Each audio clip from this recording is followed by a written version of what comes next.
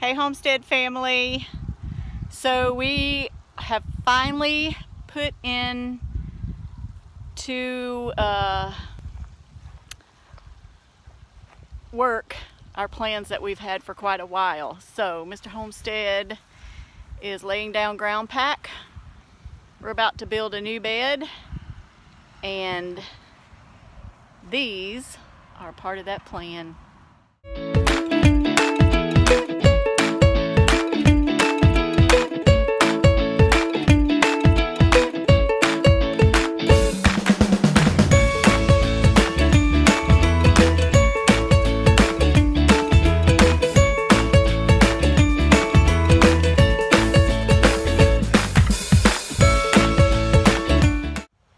So we've got the stuff to build a new box. We're going to go ahead and actually build a new box. Sorry for turning you around in circles, but these are the sides of the box right here.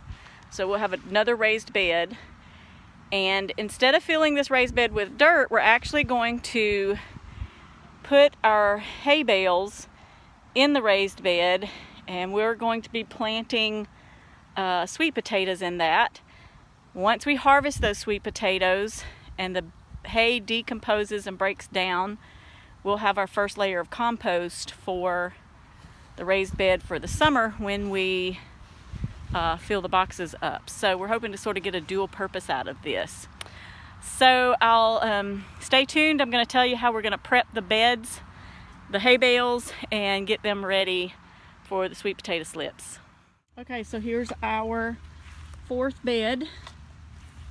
They're pretty easy to put together. We just take 4x4s and cut them about 12 inches deep.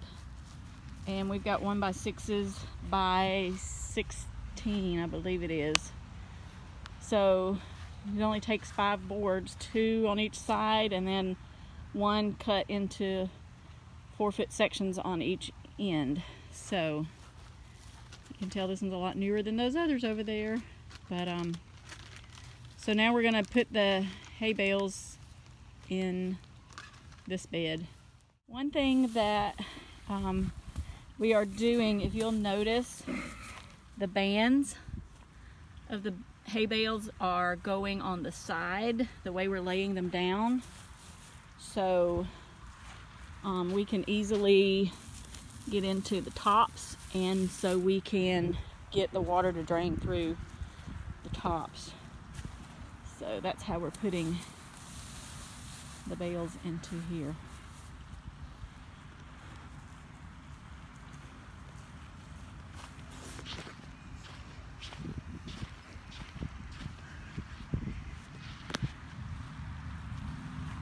And Mr. Homestead's doing all the heavy lifting.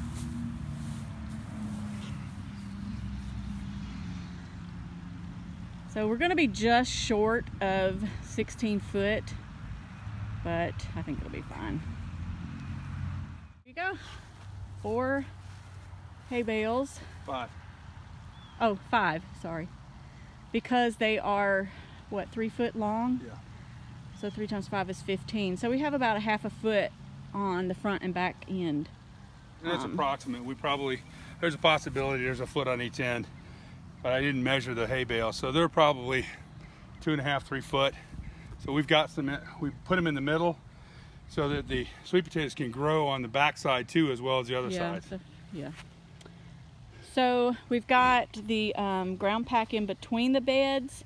So we're going to be putting mulch down in between these beds like we did over here in between these 2 beds. And we've got to still put it down in between these 2. But that's eventually our plans, is to take and come out 4 more beds for the next summer and do the ground pack in between those. So we'll have 8 beds with ground pack in between everything to keep the weeds down. And it also gives us the option of doing what we've done with the loofah gourds and the snake beans, which is the cow pen so we can the beds. So do some more cow panels on these up closer beds, or even over between those beds and between those beds we can put more cow panels for climbing plants and such. So there you go. So next we'll go through the steps of how to prepare these hay bales and get them ready for the sweet potato slips. Yay. So we've gotten some 2905 fertilizer.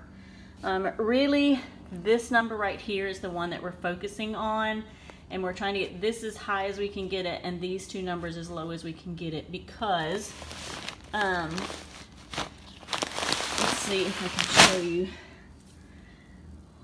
where, I don't see where it is on here, but I believe, yeah, the first number is the nitrogen, and that's what we're trying to put into the hay bales, and then the other is potash and iron. So what we're trying to do is get as much nitrogen into the hay bales as we can. So every other day, the first day we're going to put this on here, and it's supposed to rain this evening, so we're actually going to put it on here tonight or before nightfall, so the hay bales can get soaked with this fertilizer. Tomorrow we will water the hay bales just with water. And then the third day we will put, and we're putting a half a cup per bale of this, so the third day we will put fertilizer on there again, and then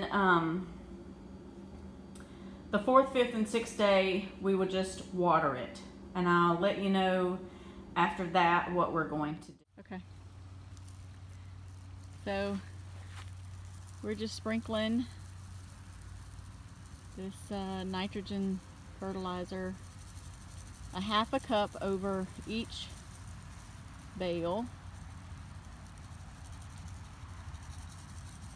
Just kind of spread it out evenly. It's actually, I don't know if you can tell, but those are pretty good rain clouds gathering up. So I thought we would go ahead and try this and just let the rain soak it. If it doesn't, we'll get the sprinklers out and soak it real well. But the hay bale needs to be soaked thoroughly with the water coming out of the bottom. Yeah, fertilizer, so that the water is seeping out of the bottom of the bale. So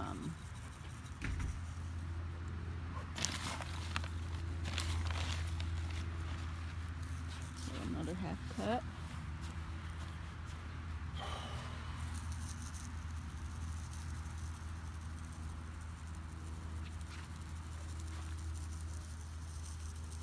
And these are kind of like pellets or something.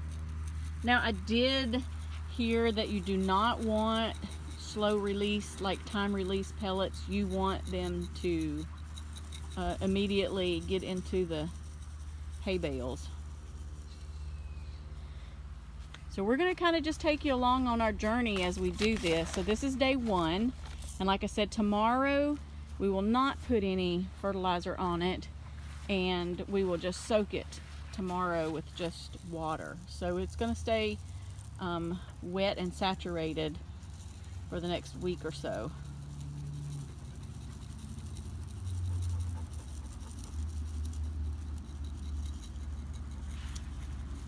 So there you go. So there it is.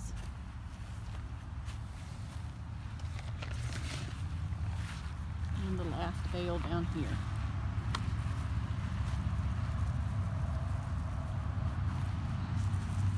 So if any of you guys have ever tried this, growing things in hay bales, drop a comment below and let us know how it worked out for you, what you tried, what you did, what worked, what didn't work. We'd love to hear from you. This is a first time experience for us. We've never actually done this, but it's come well recommended.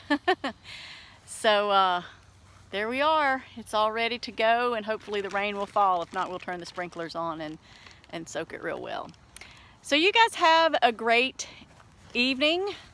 We're going to sign off for now, and don't forget to do your best and let God do the rest. Bye-bye.